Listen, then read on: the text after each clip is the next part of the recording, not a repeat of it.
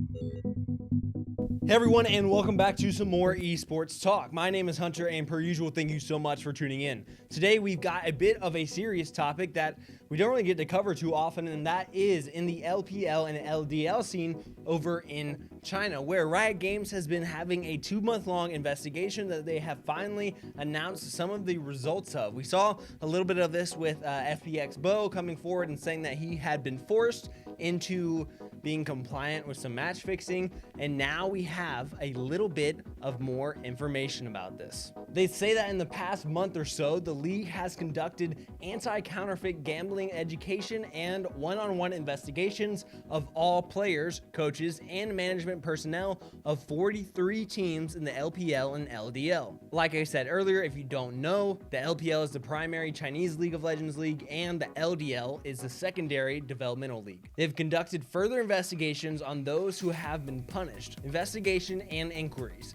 After 3 rounds of in-depth investigation and verification by a third-party professional organization, the Alliance has reached an investigation conclusion. We hope that through this announcement, we will openly and transparently share the results of the investigation and the Alliance's measure to prevent fake gambling games in the future. And so out of this investigation, 3 players from the LPL and 35 players, coaches, and management from the LDL were all punished in some way, shape, or form with varying amounts of ban lengths. This all came from the result of match fixing because of gambling. It was all due to a gambling situation where they were fixing matches for certain outcomes so that they would be profitable in a certain situation. Of course, we don't know all the details. We have people, like I said, like Bo, who came forward who said that he was coerced into this situation. Bo was a player in the LDL, and that is what he's being implicated for, and that's when he was part of this entire scandal, but now plays for FunPlus Phoenix. With all this information coming out, he has also come forward with his own apology about the situation. He says, "I'm sorry. I've spent this past period of time regretting and suffering, and not knowing how I should face everyone. But one should never, under any circumstances, violate the rules. What's wrong is wrong.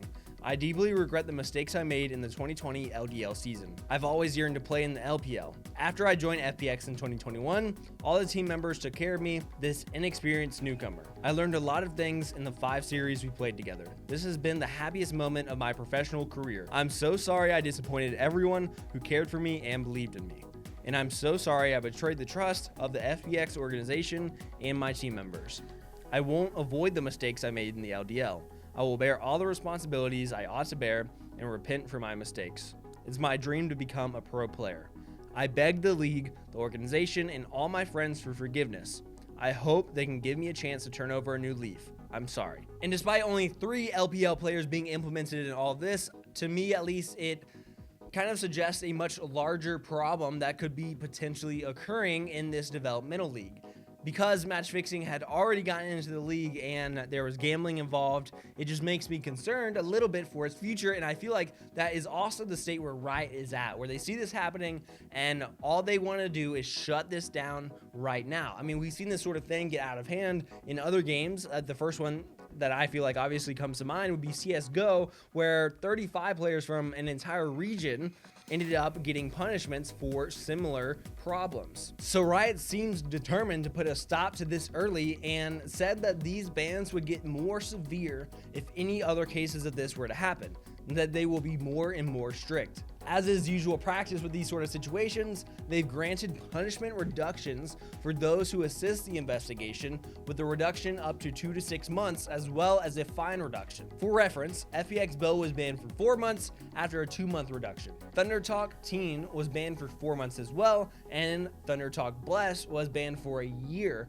after a 6-month reduction. Like I said, those bans were reduced because of their compliance in the investigation, their willingness to work with Riot and whatever third party that they're using to help with the investigation in general. They are also prohibited from streaming League during their ban length. The LDL, on the other hand, was hit much harder, with an entire team being removed from the league and plenty of people getting a wide variety of bans. They were ranging from 3 months to 18 months to even permabans. This situation is obviously very complicated. I mean, having players like Bo, who came forward to say that he was coerced into the situation, that he was forced into doing this more or less, brings up a lot of questions of, like, how did this happen to begin with? How was he forced into doing it?